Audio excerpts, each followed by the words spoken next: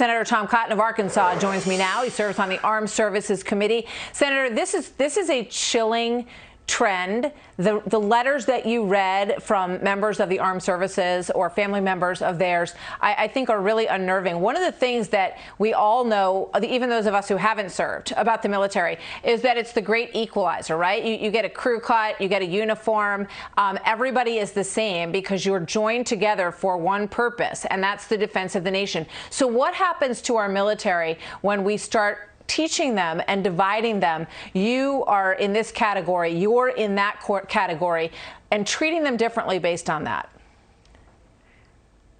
Well, Martha, the anecdotes I read yesterday for Secretary Austin are genuinely alarming, but I can tell you they're just the tip of the iceberg. I first started hearing from some of my old friends who are still in the Army about these training sessions that were pushing critical race theory concepts like America is an inherently racist nation, or that some races are inherently oppressive or privileged months ago. When Congressman Crenshaw and I put out a general request for any whistleblowers, we've been inundated with hundreds of such examples. And what will happen if we allow this kind of training to continue at our frontline units is, as I said yesterday, there'll be growing mistrust between the races and the sexes where very little existed just 6 months ago. That will be damaging for morale and unit cohesion should our troops need to go to battle. It's also a huge opportunity cost. Every minute, every hour, every day that is wasted, whether in frontline units or the service academies or at professional military courses on things like critical race theory, is a time that couldn't be dedicated to, say, military history or operational excellence or training in the field. Those are real and tangible costs that our troops will be the ones to bear should they go to war not sufficiently prepared because we've wasted so much time on this nonsense.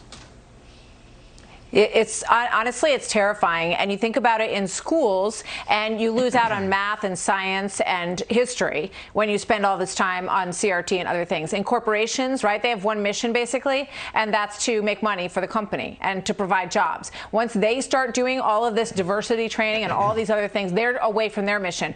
But when the United States military starts to deviate from its sole mission, and you heard General Austin, the Secretary of Defense, say, I don't want anyone to get the wrong idea. We're the most lethal force in the world. Do you believe him? Do you agree with that statement still? Well, Martha, I think you raise a great point. You know, if Coca-Cola wants to go full woke and detract from its mission of making sugary beverages that's going to contribute to obesity and diabetes in America, that's one thing.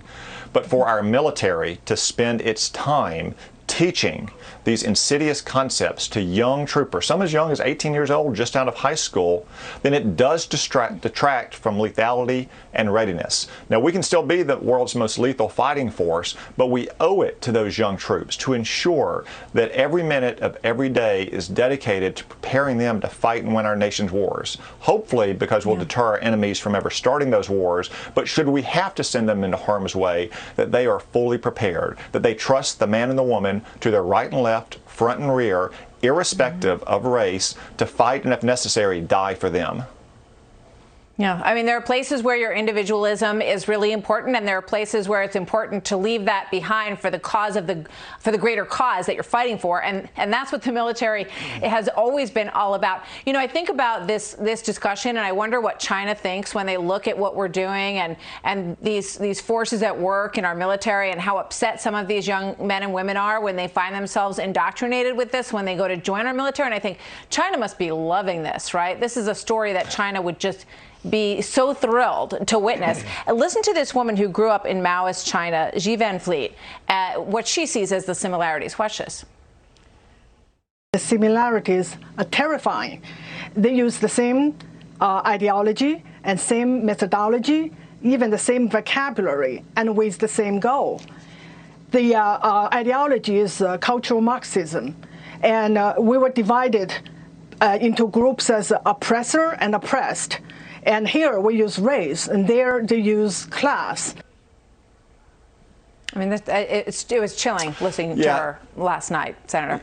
Yeah, I mean, it's like it's like struggle sessions out of the Cultural Revolution in communist China. You know, in fact, Martha, one of the Air Force officers from whom we heard said that if China or Russia wanted to sow discord and division in the ranks of the American military, this is probably the #1 thing they would do, is promote these kind of insidious ideas. That's one reason why I pressed Secretary Austin on it yesterday. I was a little disappointed at first he couldn't give simple yes or no questions, or answers to questions like, is our military inherently racist? I'm glad that he did in the end, and I'm glad that he said that if any trooper out there has this kind of insidious concept trained, that they should report it up their chain of command or to the Inspector General or to our office.